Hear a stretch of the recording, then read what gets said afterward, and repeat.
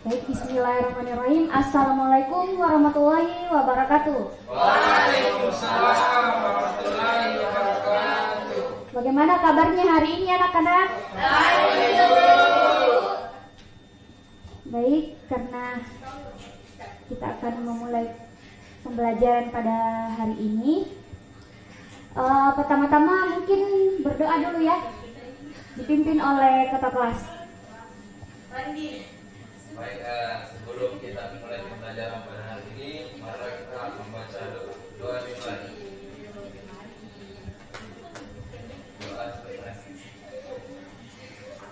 Baik, hari ini siapa yang tidak hadir? Sinta, Ibu. Kenapa Sinta? Banjir, Ibu. Baik, kita maklumi ya karena katanya banjir. Nah,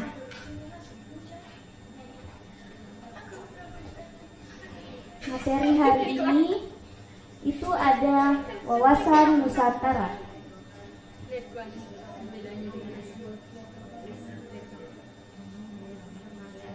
Baik, bisa dilihat di atas tujuan pembelajaran. Ada yang mau bacakan? Saya, Bu. Silahkan, Rida. Yaitu tujuan pembelajaran kita yaitu 1. Peserta didik dapat memahami apa itu wawasan Nusantara. Yang kedua, peserta didik dapat membentangkan kesadaran pentingnya wawasan Nusantara. Dan yang ketiga itu peserta didik menunjukkan perilaku berwawasan Nusantara dalam kehidupan bermasyarakat. Itu, Bu. Nah, itu tujuan pembelajaran pada materi hari ini. Apa materi hari ini? Wawasan Nusantara. Nah, sebelumnya ada yang tahu apa itu wawasan Nusantara? Tidak ada yang tahu? Kalau wawasan? Pengetahuan. Ada lagi? Yang diketahui apa-apa yang diketahui oleh seseorang. Ada lagi? Saya, Bu. Silahkan. Wawasan Nusantara adalah cara pandang bangsa Indonesia mengenai diri dan tanah airnya sebagai negara kepulauan dengan semua aspek kehidupan yang beragam. Nah, semua betul ya apa yang kalian katakan tadi. Sebelum itu, di sini Ibu tidak ingin berceloteh terlalu banyak karena Ibu ingin kalian belajar secara mandiri, menemukan sendiri apa itu arti dari wawasan Nusantara. Jadi Ibu akan menampilkan video.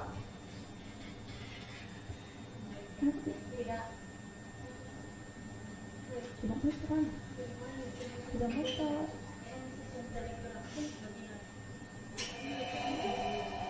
Silahkan tonton videonya dan diidentifikasi. Lalu setelah itu kalian simpulkan apa itu arti makna wawasan Nusantara dan apa itu wawasan Nusantara berdasarkan dari sejarahnya, geografisnya, dari dimensi politiknya, dari aspek sosialnya. Lalu setelah itu kalian buatkan seperti hipotesis. Tahu hipotesis? Seperti laporan sementara. Seperti ini ya. Tulis saja di kertas lembar. Seperti ini.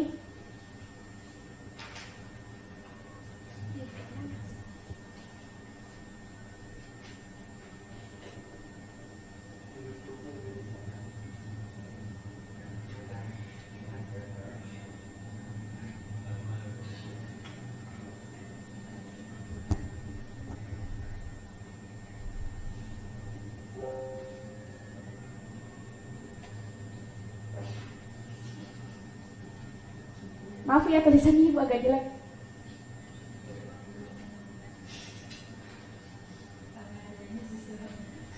Buatkan seperti ini. Di sini wawasan Nusantara itu apa? Wawasan Nusantara dari aspek geografis bla bla bla seperti itu. Lalu sebentar itu kita akan tunjuk satu kelompok untuk presentasi. Lalu setelah presentasi akan masuk sesi diskusi atau tanya jawab. Nah, baik, silakan ditonton videonya.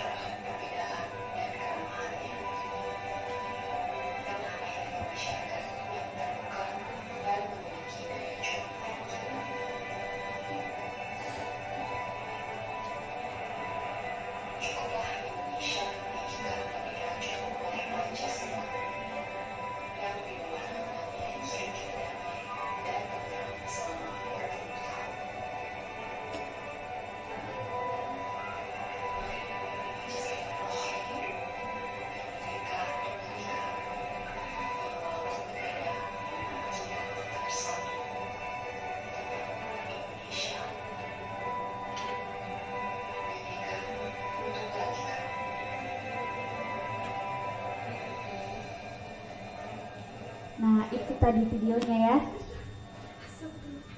Nah, sekarang silahkan mungkin Ibu bentuk kelompok seperti ini saja ke belakang. Ini kelompok 1, 2, 3, 4, 5. Begitu saja.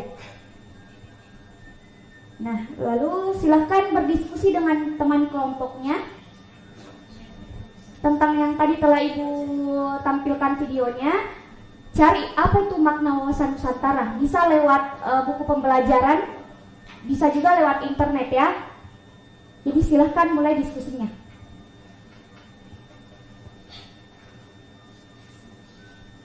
Mungkin sudah ada yang mau presentasi. Silahkan dari kelompok 2 ini. Berdiri mungkin supaya lebih bagus.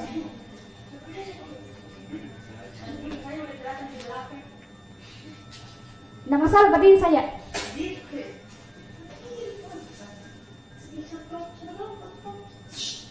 Baik, saya akan presentasikan dari kelompok 2.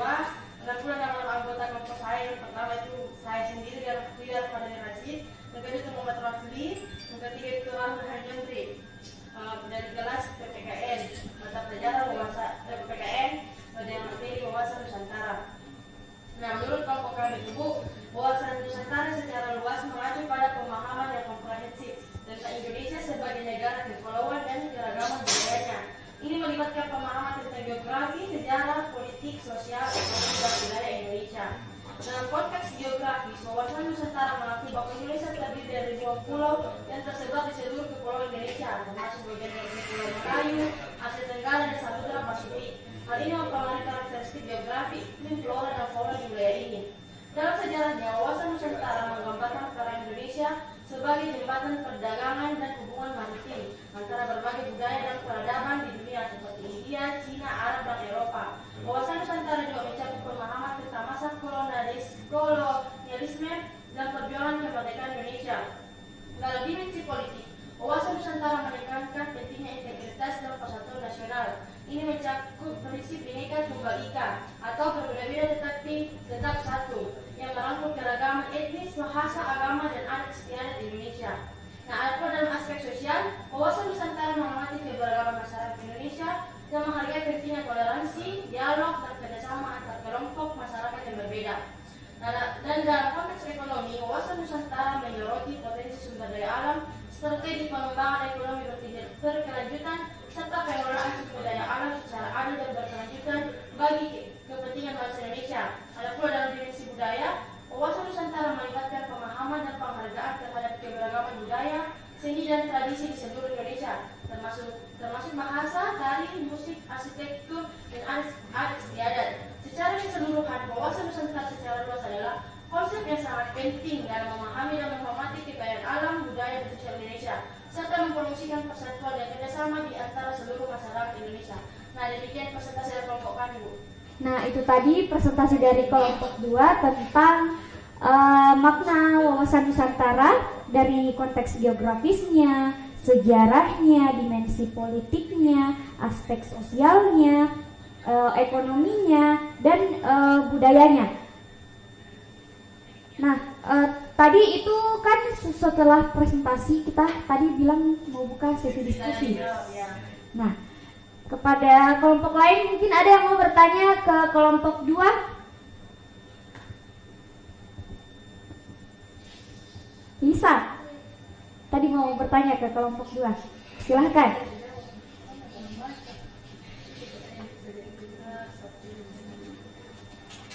Baik, saya akan bertanya ke kelompok 2.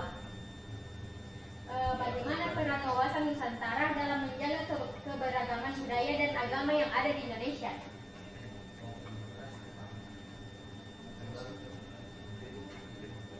Bagaimana dari kelompok 2? Ada yang jawab? Nah, silahkan dari Nakrafli. Silahkan berdiri.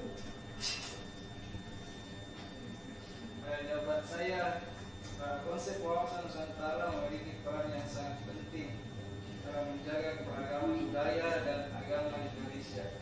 Berikut ini ada beberapa cara di mana konsep ini memainkan peran. Yang pertama, mendorong toleransi dan kerukunan antar agama. Wawasan Nusantara menekankan pentingnya kerukunan antar umat beragama. Kemudian yang kedua itu adalah memperkuat identitas nasional yang inklusif. Konsep wawasan Nusantara menekankan kesatuan dalam keberagaman. Yang ketiga adalah mempromosikan keberagaman budaya. Wawasan Nusantara juga mendorong penghargaan terhadap keberagaman budaya Indonesia. Konsep ini mengajak untuk merayakan perbedaan-perbedaan budaya sebagai kekayaan bangsa. Kemudian terakhir adalah menjaga harmoni sosial dengan mempromosikan nilai-nilai keberagaman. Wawasan Nusantara dapat membantu menjaga harmoni sosial di tengah masyarakat yang heterogen. Dengan demikian, konsep wawasan Nusantara memiliki peran yang sangat penting dalam menjaga keberagaman budaya dan agama di Indonesia, serta memainkan peran kunci dalam membangun masyarakat yang inklusif dan harmonis.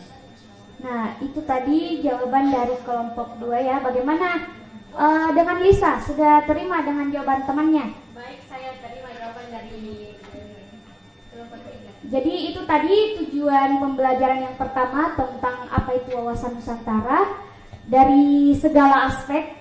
Nah, kita akan melangkah ke tujuan pembelajaran kedua, yaitu peserta didik dapat membentangkan kesadaran pentingnya wawasan Nusantara. Nah, bagaimana cara membentangkan kesadaran akan pentingnya wawasan Nusantara bagi peserta didik?